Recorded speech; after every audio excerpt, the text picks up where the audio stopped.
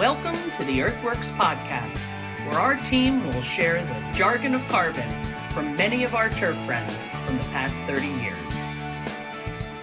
Hi, everybody. I'm Joel Simmons, and this is the EarthWorks podcast. Everybody here at EarthWorks is very excited that we have Mr. John Reilly, the Director of Agronomy at the resort at Longboat Key Club in Sarasota, Florida, with us today. And John and I go way back from your days at Rutgers. Actually, you were one of my star pupils.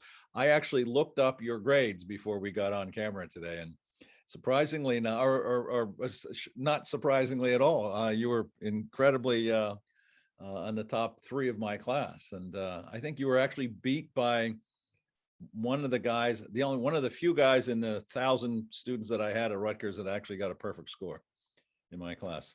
And I won't mention his name, but no, it's okay.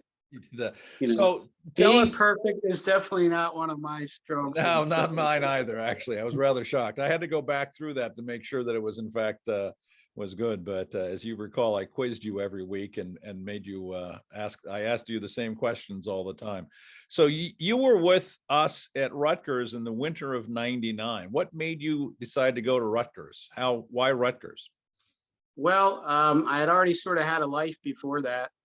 As a kid, I grew up working at Rolling Green, and I enjoyed the job and really wanted to get into the business we're in now. But I was a quote unquote smart kid and got a scholarship to Villanova. And in my family, you didn't go to college to cut grass. And I even went as far as in graduate school, as they call it. I went as far as a master's degree to find out that I no longer wanted to be in the business that I was in.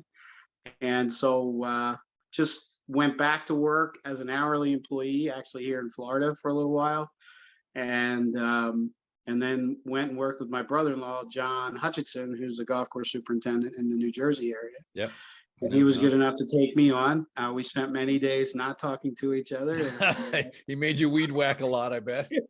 No, we he taught me everything that I needed to know to decide that I wanted to do this, I think, more than anything. So you're sometimes you can look at it from far away and say, oh, that looks like it's cool. And to see the stress, to see the things that go on. We worked together first in Fort Washington, Maryland, and it was a management company, and he was coming from Rolling Green. So he had his first soup job, and it didn't last very long. And then I kind of stuck around later on, and then he moved to the Jersey area, and then I followed him in that part. And I gave it a shot in the front of the house. We worked for Ron Jaworski, Jaws. Oh, did you really? I love Jaws, and he was great. He was a real close talker. And he'd say, Reilly, I love you, but you're a front of the house guy. You're a front of the house guy. So I tried. Where was this? Eagles Nest? Well, at Eagles Nest, he then promoted me from weed whacker, like you said, to general manager at Garrison's Lake, which wasn't a very. Okay. It's Dover, or it was what do you call it? It was near the Dover tracks. New Smyrna or Smyrna. New Smyrna. Yeah. In Delaware, yeah. Anyway, it was a great experience, but I realized there that I wanted to go into the turf side. That's what I enjoyed the most. So let me go back a little bit and tell us about you. You went to Villanova? Yes, I went to Villanova and another school close to Philadelphia area. But I graduated out of my master's degree out of Westchester. What were you studying? What was the degrees in? Psychology. You were going to be a psychologist? Actually, it's a weird story. I actually got accepted to Penn for the PhD program, and I quickly knew that I didn't want to do that. So I matriculated out at Westchester, and I will never forget it was like a Swedish guy, and he was like, do you know we only choose like 40 people in the world for these classes? And I was like, but luckily I pulled out there quicker and was able to matriculate in Westchester with a very meaningless master's degree in clinical psychology, which doesn't help you at all unless you have a PhD or an MD. So, well, nowadays they, and I know this because my son went to school and he was going to study psychology. They recruit psychology majors from corporations more than any other department because these kids have an ability to talk to people. So, maybe it wasn't, so maybe you kind of combined the two in golf and your ability to manage and talk to people. Where was home originally? Springfield, Pennsylvania. Springfield. Okay. So you're a Philly boy. Yes. Delco. Yeah. Who'd you work for at Rolling Green? Armin Sooney, Joe Ozick, Jeff Broadbelt. I'm very sorry to hear that. What was his name? No Roll Kroll. I shouldn't say that. Yes, Joe. Yeah, you worked for I did that so I always kept a job in golf, even when I was in the other business. Yeah. On the weekends, and that's how I met my brother-in-law. So I would cruise in there, mow 7 greens with the walk mower, and then get in my car and drive all the way to Wyncote, because I was a member at Wyncote, and I would play in the gaggle there. So that was my life for a while. Yeah. And we lived in Chester County at that point, my wife and I. Yeah. I it's funny because I didn't realize this until just now, but you're my third Rolling Green. Armin and Broadbelt have both been on here, and I'm almost embarrassed to admit that, but Armin's been very popular, so we like John, and Jeff is Jeff. He's just he's. Well, you got to think about it. There were 7 superintendents in that room when I walked in as a 13-year-old kid. Yeah, I talked Armin into hiring me. He has a different story, which, of course, Armin. He has a different story. I'll ask him next time. We'll probably have him back on the podcast. I'll ask him. I'll bring this back up to him. He'll convince you that I was a vandal, because I used to have to work with Armin as a couple headhunter gigs, and he would nicely tell the people that I was trying to get hired by that I was a vandal of the golf course, and as soon as he hired me, then the vandalism stopped. You were literally a 15-year-old kid at the time? I was 13, and my favorite Armin story is my brother had a job there, and my family were like caddies, and I am not the most conforming human being. So no, I've heard walking around for 5 hours with a ginned up mofter was just not my cup of tea. I'd rather hang out with the guys with the weed eaters in the woods doing what they were supposed to. Yeah, exactly. We can't talk about that on this. Is your brother in the business? No, he's a music therapist. He's an interesting guy. That's interesting. So do your parents talk to you now that you gave up a potential PhD in psychology to grow grass? They didn't at the time. You're chastised for years from your family because you're a grass grower. I think not so much, but I think my dad was most pissed when I decided not to go to Notre Dame. So I got a gig at Villanova. Reilly not going to Notre Dame. I got waitlisted into Notre Dame, and then I got in, but it would have cost, he would have had to sell his house and panhandle on the street, and he would have done it. I know that, but that's funny. Villanova was a cool spot, and we're there when they won the '85 championship. And I remember that well, actually. Yes, I remember. We burned down the campus. Yes, we did. That's too funny. So you got into, you started doing some golf as a kid, and you obviously fell in love with it. Now, when you were going through psychology, was it in the back of your mind that you're, I don't like this, I want to be back on the golf course? I mean, what was going through your head? Absolutely, all the time. And so the way I fed that need was I always had a job at the golf course, and it was either part-time or full-time in the summer when I wasn't going to school, or many times splitting logs with, Charlie Carr. Yeah. Pendy and all these guys that ended up being superintendents. So, I mean, I was around it all the time. A lot of Penn State guys going through that program or working at Rolling Green. Yeah, so yeah, that's a big. I always had that model to go through. So I always kept in touch. Even when I lived in Florida, I did my social work. I would always keep a job at the golf course. So, and I still have great friends for working with superintendents, especially here in Florida as well. No, that's pretty cool. So, I mean, with all that relationship with Penn Staters, how the hell did you get to Rutgers? Well, Rutgers was a streamlined situation, and it was close enough to when I was working in Jersey. So Yeah. I tried to commute, but instead I had a really cool experience the first year. After a little while of knowing that was going to be a crazy drive back and forth to New Brunswick, I rented a room in a duplex, and on the bottom floor were these guys from Russia and Germany, and it was just this. It was like a real world house, and then up top there was guys from Virginia, and the guys that worked at Congo, and guys that worked out Midwest, and Yeah. so this was this mix, and we had a little pool table at the bottom where the laundry room was, and a little beer cooler, and lots of shenanigans and lots of exchange of ideas, and it was a cool experience. I wouldn't trade Rutgers for anything. I mean, it was kind of a one room schoolhouse, and Kind of, yeah, wasn't it? yeah, it was interesting. Yeah, it was 40 or 50 guys all together Yeah. every day of the week for 10 weeks. Right. Where were you working when you were at Rutgers? I was working for, actually, I was out of it. I was just doing that, and then I would come back to Florida, and then I did my internship mid-year at old Florida for Darren Davis. So he was a Penn State guy, yes. And very cool situation, because both of us that were interning that summer were guys that had done something else for a career. So we were older, and we weren't the run-of-the-mill younger guys. Yeah. And so his name's Jim Whalen, and he's at Calusa Pines, and a good friend of mine for a long time. So good. he went from there to Augusta, back to working for Darren, and then was at a great club in Naples called Calusa Pines. Not a bad little resume. What were you working professionally outside of golf at any point in time? And yeah, before I was in golf, yeah, absolutely. Where were you doing?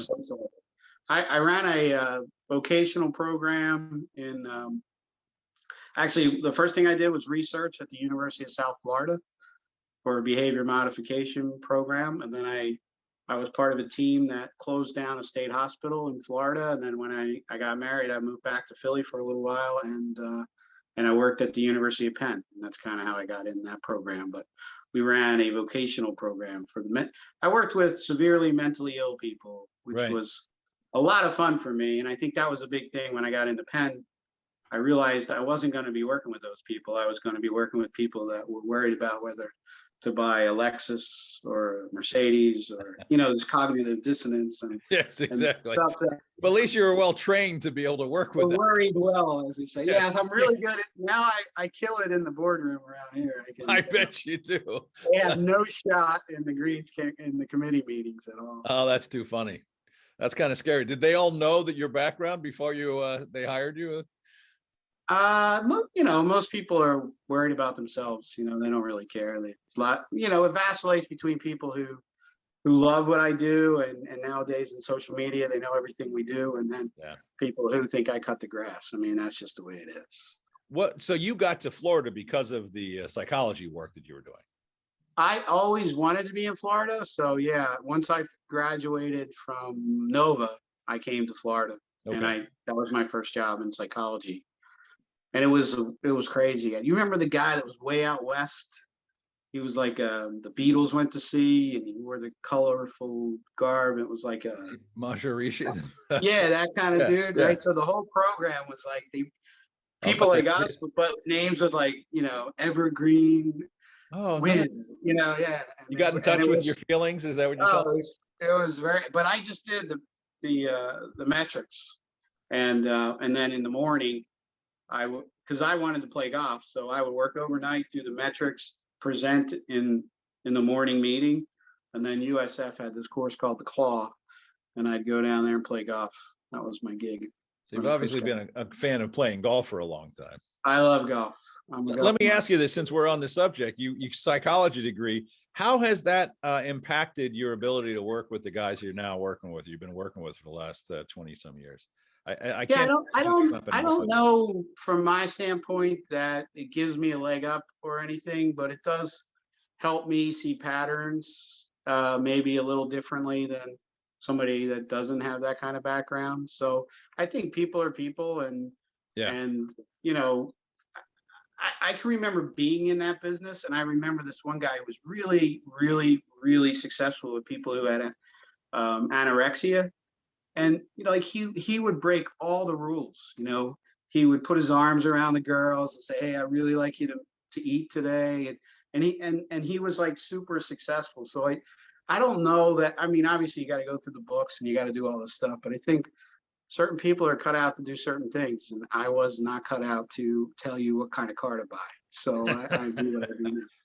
But it's got to be able to help you. I mean, does it help you in the interviewing process when you're interviewing potential assistants or people that might come to work for you? Has that been a big help? And what kind of? Yeah, I don't think now I'm so far away from it. I tend to look at things a little bit differently, but obviously it's a background and it's a foundation that I come off of. Yeah. But as far as saying, I don't say, well, how does that make you feel? Or sometimes the problem with me, and like the first, I'm divorced one time, was I would always get that you're analyzing me, and I would be thinking, I'm just trying to get through the day. I don't know what about, Yes. That's a lot of energy. So, It's got to be dangerous to have I don't people worry knowing about that that too much, but people do give me more credit if they know my background than I possibly deserve, I guess. That's pretty funny. That is actually very funny. Let's talk about you. You brought up social media. You've been very active in social media. You've been people know you as much as probably know our Kevin Hicks, who's very active in social media. Very active, who you know as well. But he has way better content than I do. Yeah, he's pretty good. He just did a turf talk on skin cancer, which I encourage everybody to watch. That's awesome. He's done a couple of those. He's tweeted that out, and it went viral. And thank God, because it's a subject that people need to understand in our business. And 100%. Yeah, I mean it's a dangerous thing. And he spent years in the desert, so skin cancer was always in the back of his mind. But he actually posted this thing, and he's showing a picture of a mark on his. And he hadn't talked to me about it. I'm like, Kevin, are you okay? I mean, should I be worried here? I mean, oh no, that's nothing. It's just that, I've had that forever. But you're like, okay, you kind of scared me there for a while. But how has social media, I mean, what's your take on the whole subject matter? You do a lot of things, you retweet a lot of stuff, you post a lot of stuff, you're very active, you put out some great stuff. Why? Why? I don't know. I'm not, I guess I would say 10 years ago, I went to San Diego and I took a class with a lot of guys who were assistants, and it was more about your interviewing, but a portion of the class, and the guy was from our area. I don't know if he's still in it anymore, but he had some connection to, it was like that course. It's right on the Cessnas used to own, right on the Delaware border there. He used to have I know what you mean. Yeah. He was talking about social media and all the different platforms. And so I thought, I'm going to do this because of the members, because we're living in this environment. And so I got all the things together, and I don't have the time or maybe the commitment to a blog. Putting a website together just isn't for me. And I was certainly way behind the 8 ball when it came to all this stuff. So Twitter is really the only thing I do. I mean, I probably have a couple other types of accounts, but for me, it's a way to send a text with some pictures. It's something that I do every day. And then I realized quickly it had nothing to do with my members. They don't live in this world, right? So they might live in Facebook, and I don't do that. And so I realized it was a turf community. So that was good, because I love exchange. I love to mix it up. I love to talk about, turf. You saw me on a plane one time reading, acres or some kind of soil talk book. About that. Yeah. So I that's the kind of stuff that gets me charged up. And then I like to be a little bit of a smart ass. I like to have a little fun. And so it's all these things wrapped up in one. But I also think it's a good way. Lately, I've been thinking about your stories, your most important asset. And it's just folklore. When we all had caves, we all sat around in the fire and someone told a story. So we're kind of doing that in a disjointed way, but just like Kevin did. He told a story that was meaningful for us, and it touches people a lot more than somebody sending you an alert or somebody telling you you got to go get screened for skin cancer. Yeah. When you put a person next to the story, next to the whatever, it connects us to each other. So for me, social media in a weird way connects me. Like I get a chance to talk to people, and they'll see what I put up and then they'll reach out to me in another way. So with my grass, the social media, where we are, and the salts, and some of the other things I'm kind of known for, the metrics, I talk to people, in a given week from all over the country and sometimes outside of the country. So it's a pretty cool spot for me, but I'm not like inundated with all the platforms. I just do Twitter. You've been retweeting a lot of stuff from Rodney Smith recently, who I've been following for a while, who does some pretty amazing things. I mean, if nobody knows Rodney, he's. So I'll give you a little insight on this one. I'll go to please. One, I do. I love that whole thing. Yeah. And then today I did the final part of this video I'm trying to put together, but I run a 45-hole resort. So I got a sign and I say, I'm taking the 50 green challenge in one day. Oh, good. And it's a video of me trying to do my greens in one day. And I start out, I'm all excited. And, obviously I can't do 50 greens in one day. And so I start to fall down. I start to get, and the whole idea is, one, Rodney, I love what you're doing with the kids. Two, no one's becoming a superintendent anymore. And, and three, so let's connect with these people and these young men and women at a certain age. That's how I fell in love with what we do. I was a 13-year-old kid. Yeah. And I just loved it. And I had no idea. There were days, in weeks, we played Cobb's Creek, we played agronomic because we knew people there. We'd play Rolling Green, we'd sneak on to Marion, and as a kid, you can't, the West course, you can't get on the East course. Right, exactly. So that's the kind of stuff that just always connected me with golf. That for those who don't, I mentioned Rodney Smith. For those who don't know who Rodney is, explain what he's doing. It's a fascinating story. Right, he's bringing the sort of older person that can't take care of their property to a young kid who probably didn't have a whole lot of exposure to doing stuff outside. Is kind of the way I interpret it. Yeah. So the kid says, "Hey, I'm willing to do 50 yards," and they're doing it for free. Right. Yeah. And then if they complete the challenge, he hooks them up with a lawnmower, and he also promotes them and their families. And it's a way to grow up and connect with other people in a positive way. Yeah, and he's been very active on social media. So I think his handle basically says, raising men and women in lawn care with free lawn care for elderly vets, single moms, people like this. So he's doing some amazing things, and he's helping kids in the process. So, and I've been following him for as long as I've been on. He used to drive into towns and try like a cheesesteak in Philly or something, and then give you a review. And that's sort of how and then this sort of evolved. I've seen it evolve over time, but he's always had this concept of putting young people with older or people that are in need, and the fact that you're using mowing as that kind of bridge, it's a connection to me that, of course, it speaks to me. I don't know if it speaks to everybody else. But I mean, the work that he's doing is just amazing, and it happens to be in our industry, so it's even cooler than that. Let's talk agronomy, and I will call you out on that. You just mentioned one of my favorite stories of all times is I'm walking on an airplane. I have no idea where I'm going, and and you probably were only a year out of college. I'm out of Rutgers, and I hear somebody saying, Joel, in the back of the plane. I walk back, and there you are sitting there reading the book that I had asked you guys to read in class, The Hands-on Agronomy by Neil. Right. And I'm thinking, you don't have to suck Still up. have that book, baby. You Still already have got your degree, man. You're done. You're good. You don't need to do this. And you were actually reading it. I was right. I was really quite taken. I don't know that anybody that I can't point to another student of mine of the 1,000 that I had that probably even bought the bloody book other than you. And there you are reading it on an airplane. I happen to be on with you. Yeah, I tell people a lot about the click, you know.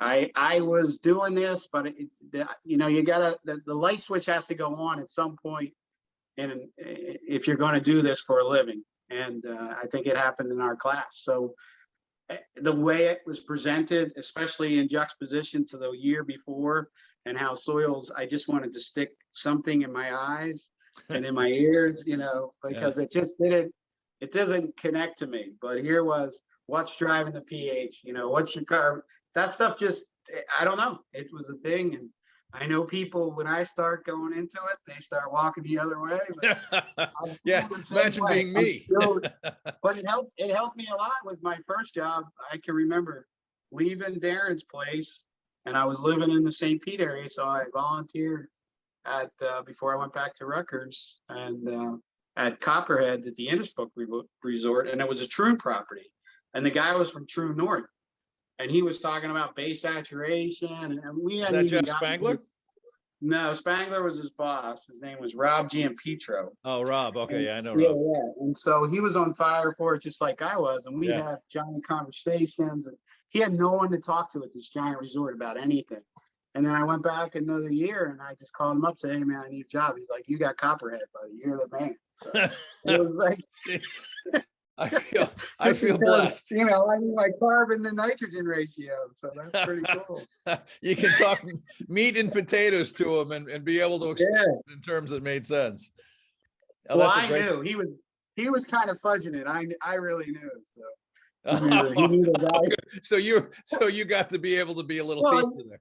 Your story, just if you use that kind of imagery, your story changed a lot of people's way of approaching golf. You know, well, I don't think you give yourself that credit, but at least it did for all the people that I know. I mean, everybody was checking their pH and making decisions that they weren't seeing any value out of. And just that one simple term, pH means percent hydrogen. That's it. What's driving it? I mean, that's helped me. I can't tell you how many times. Like, that's good to that hear. was my gig. I got into this business a little bit behind the 8 ball. So my gig was to fix stuff. Yeah. So so after Copperhead, if a growing was going bad and golf was booming, especially in the center, I spent 10 years in the center of the state building golf courses, and a lot of times after somebody was in there screwing it up, and people would be like, "Look at this guy," you know, and I'd say, "Well, you know, whatever." It's not all that difficult if you really just follow the basics, right? So let's talk about your agronomy now. I mean, first of all, let's talk about Longboat. I mean, explain to us. I mean, it's a pretty spectacular piece of property, and I mean, you got to be pretty blessed to be on that. You're on an island. I mean, literally, right? I mean, 45 holes with Sarah Bay on one side and the Gulf of Mexico on the other. So it's an 2-lane road in between them. You got an 18 and then 3 9s that make up a rotation. Is that how the course is laid out?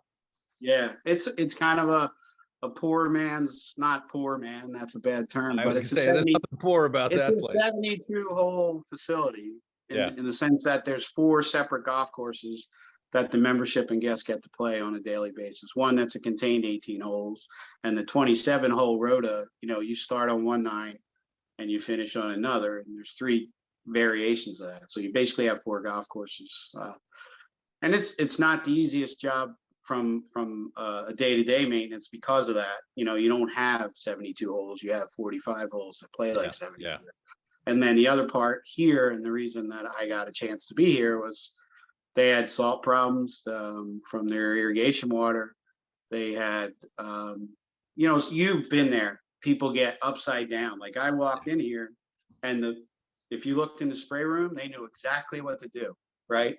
But if you looked out on the golf course, it was a disaster. And it's cool now that people talk about the place with reverence, which is what it should be. But at the time we came in here, it was a color I can tell you that you couldn't even put your head around. It was like a gray. Yeah. It was this weirdest looking thing, and they've had some concerns, and so it's been a long process. There's been wins and losses, and we got a good grass now that handles the salt water intake, and we have a way of approaching it, which is a little bit different than my background. I kind of sort of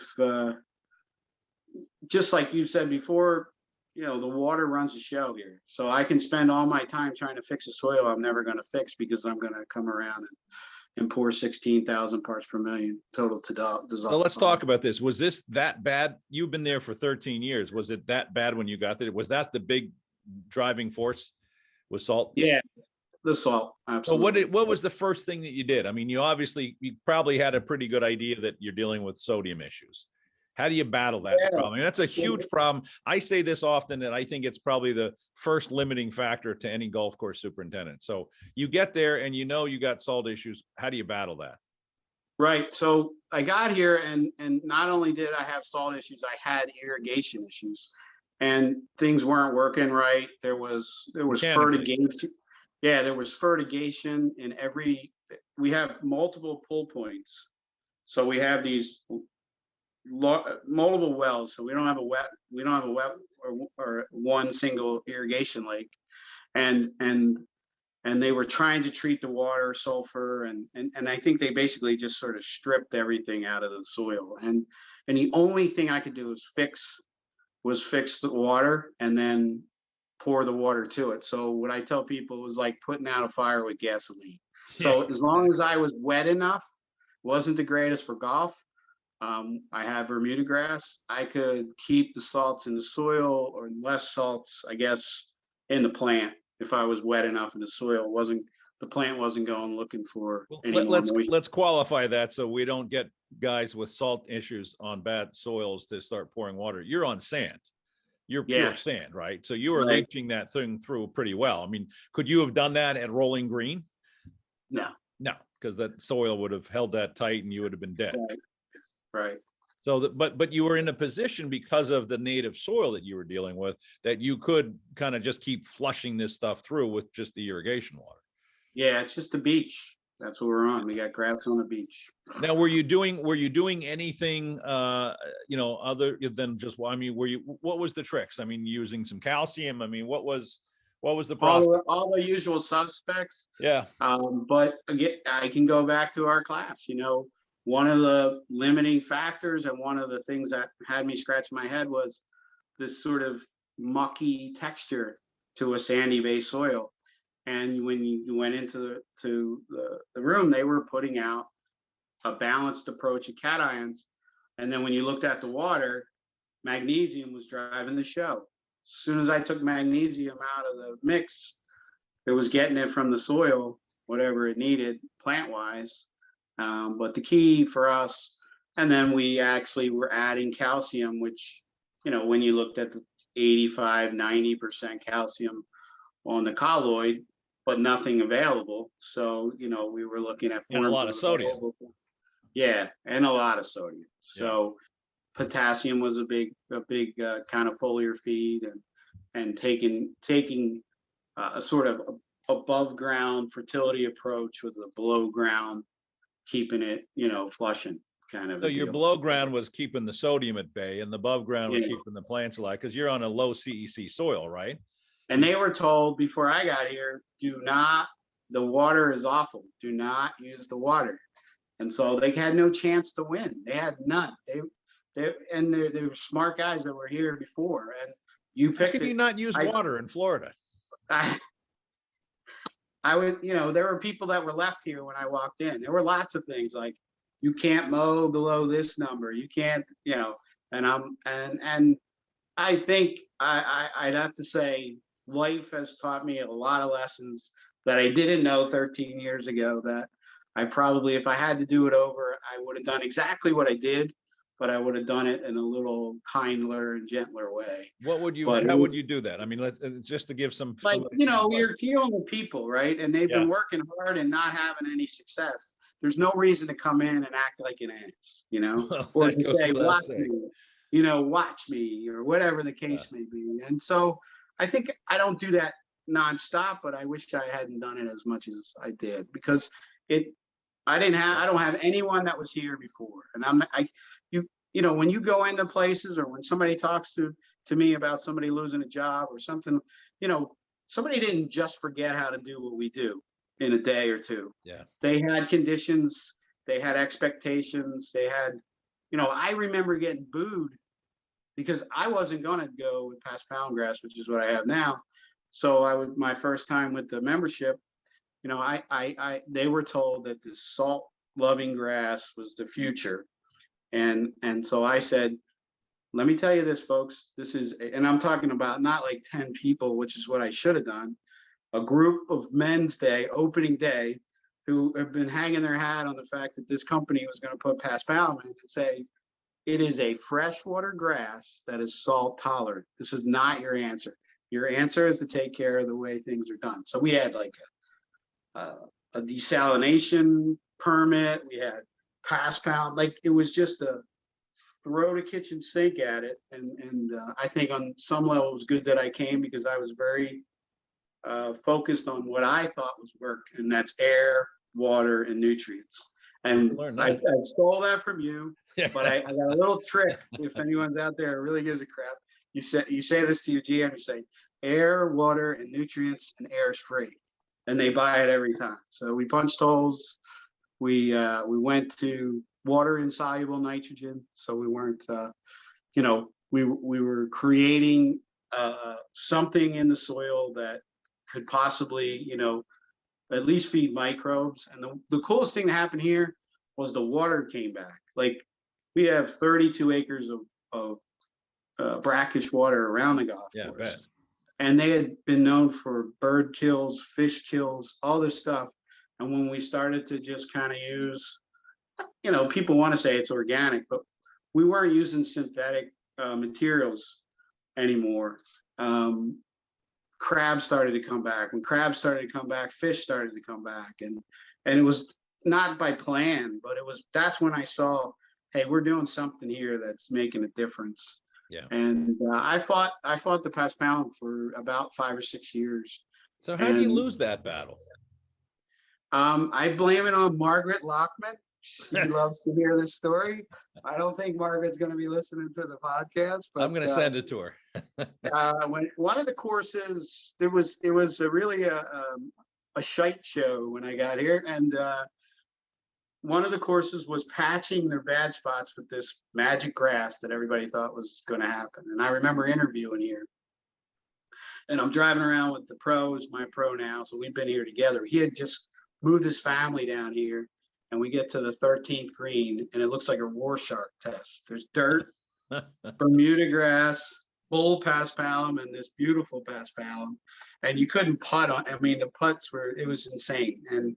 And so he looked at me with this fear in his eyes. He's like, "You can do something about this." And I said, "Not unless we got dynamite." Yeah. And I could just see his whole face go like this. So I put my arm around him. He tells the story a little different. I'm like, "Terry, when I'm done, they're going to have 2 statues on the island. One of you up here where the rich people live, and one of me way down where Out in the shacks. Right. So I think he ran to the HR and said, "You got to hire this guy." Oh, perfect. There you go. One way to win. But in that process, I was catching up and getting some good Bermuda grass. I was okay with using it in the fairways and the roughs, but it just never was a good putting surface.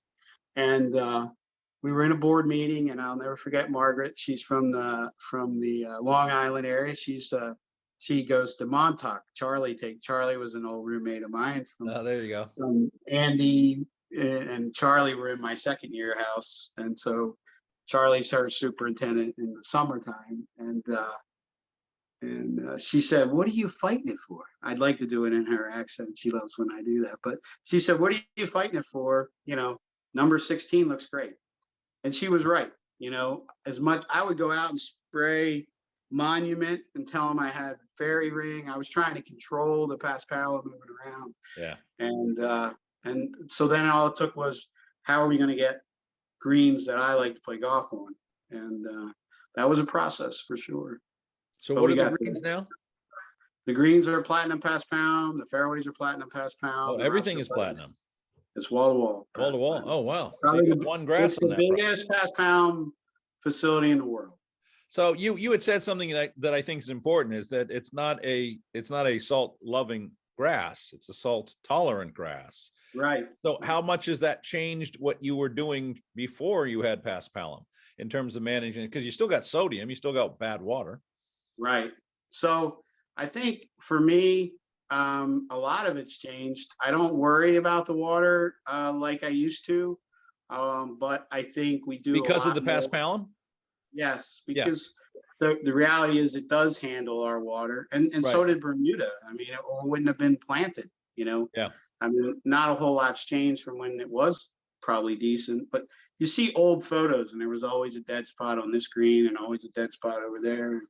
It was just the location of the place that brought people here, Yeah. and they kind of put up with less than good conditions for certain amounts of time. And then, but what I think the only problems that I ever had with paspalum weren't water. They were my insistence on treating it like Bermuda grass. And Ah. so whenever we had mistakes, it was because I was treating this grass like the grass that I had been managing for 20 years. So how do you treat it differently?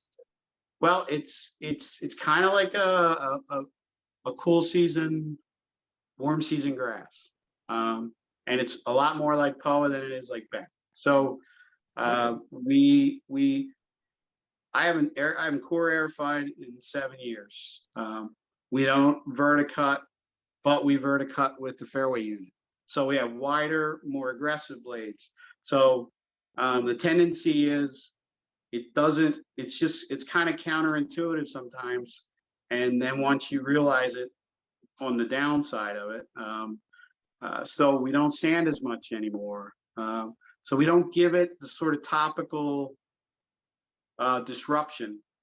And so we still have to remediate the soil. So we dry eject, we pencil tine, we use a lot less. And if guys, I don't even want to tell people anymore, because that's, to me, it doesn't make any sense. I always say, well, what kind of N are you using? What is your source of nitrogen? And then that people just get. Anyway, it's a very low N grass, so it has a lot of where we grew up, and so I was kind of built for it, I think, and I had no idea. So but I did try to beat it up. I used to do the latch all where you put the sand down, double airify, drag it around, right. Let it grow up, and it would. But then we have to keep it super low to get speed, and we would injure the turf. We used to do a lot of dry, light top dressing. Now, all I do is if I got uniform moisture and I got good speed, I leave it go. Does it grow thatch? Does it get lignous? It can be thatchy, but for us, I think we have salt water, which kind of helps us in that regard. And you're not using a lot of nitrogen, so your nitrogen's low, so you're not growing thatch. There's no a little bit of carbon here and there. My last soil test, I did under protest, but I did one, and and let's face it, people's definition of what organic matter is different from test to test. So, but it does show that after basically having this grass for 8 years, we're not even 1% organic matter. Yeah, and it's not problematic in that No. regard. How long have you said you haven't been core airifying for 7 years? Is that when the paspalum came in? Yeah, it's pretty close. Close. So that it wasn't a process. It wasn't like you can't really shut a place like this down. So it took. I'm probably like 3 years fully paspalum, and I actually just did my last driving range this last winter. Didn't you just do a renovation though about that time? In what 16? When did you didn't you renovate at some point since you've been there? Well, it was a process all the time. So we started with greens. Okay, started with greens on one course. Gotcha. And then and so in 16, I got a chance to build 9 holes, kind of the way it should be. And now we're done. We're totally paspalum everywhere. And it's time to start over. Tear You it up. like it? I love it. I think And you would in a lot of recommend it ways, yes, for people in I'm your position? excited. I'm excited to say that I've actually had people accept that recommendation. It hasn't happened yet, but I really feel like with the price of seed, the fact that it's a freshwater grass, because it's never been marketed that way. Yeah. You know, I've heard people tell me all kinds. I love when people call you. Like, I got a guy from, I always thought it was Qatar, but the guy, it's called the country's Qatar. But he calls me up just recently, and then he tells me how to grow it. So I'm like, Nice. okay, it sounds like you know, but he's really asking help because he's going to deal with a grass that he's never dealt with before. Are you It's the in only? World Cup. Are you the only? I don't know any course that has wall to wall the same variety of paspalum. Is there another one that you know of? I know a lot of paspalum fairways, a lot of paspalum greens, but I don't know anybody that's got it wall to wall like you do. Yeah, I should know that, but I don't know. You should know that. That's you. That's your gig, man. I'm part of the dig, man. That's right. Let's talk I'll about. get back to you. I'll get back to you on that. Okay, yeah, do that. Let's talk about. We got a little bit of time left. You're pretty big into the matrix. I mean, you're really analytical about things. What things are you looking at, and what kind of advice can you give to folks in terms of looking at that level of data? I mean, not a lot of guys are pretty scared of data and don't understand it, but let's talk about that a little bit. I mean, the John Reilly school of studying the data. I mean, what do you say to people about that? Yeah, it was a process because I was confounded with paspalum, and I wanted great surfaces that didn't struggle mechanically, and so I had to figure out a way around that. And then also I have 50 holes of golf I basically have to put into play every day, so I have to communicate that philosophy over time, space, language barriers, all these types of things. And so it wasn't something that I turned out to do, but we started to take clipping yield, we started to take moisture readings, we started to take firmness readings, and firmness and moisture really helped me the most. As far as, so my philosophy is twofold. It's uniformity, equals health, and plant health in our case equals plant performance. Because I came from that side where, just take them to the edge. Right. Push, well, you're a Philadelphia boy, of course. Yeah, right. So I have to really, and so the metrics sort of kept me in a zone that took the emotions out of it. The part that I didn't expect to have happen was you only have a certain amount of time to do it. So we have basically 5 nines. So we do the same thing on one hole in each 9 quickly, and then we decide what we're going to do that day. So that's a whole different bag of worms, especially for a superintendent, and then for the guys that are driving in thinking we're going to do this. And the other thing that helped me immensely was I went on this golfdom summit thing. Yeah. And Dr. Nikolai was talking about rolling, and he was talking about people not mowing, and I would, I was at heights at 0.55 on the bench. So I mean, we'd be cruising along, thing looked like Augusta. One morning some guy go out there, and once you cut something down to the crown in February, you're not playing golf on that very well for a while. So it all sort of got collapsed into rolling. I mean, the stimp meter. And I came from that generation that said stimp meter is not an agronomic tool. No, I use it to keep the door open, whatever it is. But it's real simple. We've got play today. It's Thursday, which is usually a day of rest for us a little bit, but today was free caddy day at the pool, which means you can bring a guest for free, which when people are well off, they love something that's free. So this place is a madhouse, right? But normally on Thursdays, we have a goal speed. So the guys go out, they flip the stimp meter, and if we're 12 and a half, then we just roll. If we're 11 and we want to be 12 and a half, then we roll and mow. And I have data that sort of supports that. Or on Tuesdays and Wednesdays and Fridays, we want to be 14. So we got usually, we still stimp it because there'll be days I could be at that number. And we skipped 300 mows this past year, 300 mows. Wow, that's impressive. But we double cut a lot. You know what I'm saying? Yeah, So yeah. That's a pretty cool construct, and that all came from metrics. So I wouldn't be afraid of them because I'm an old guy. It's like social media. You can do this. You can do this. You can do this too. It's not really hard. And the thing that I couldn't get my head around was, how do I put these things together? And as soon as I started stimping, then we knew, yield with PGR, with cold, whatever, moisture and firmness. We have great firmness numbers. If you have good firmness numbers, a lot of times we're not mowing. And you know what? The men's day doesn't need to know that we didn't double cut. They just need to know that the greens are rolling like glass. That's it. That's all they care about. This was a grass that never rolled like that. So we had a lot of pushback from manufacturers. You can't cut that low. You can't do this. We've never had anybody.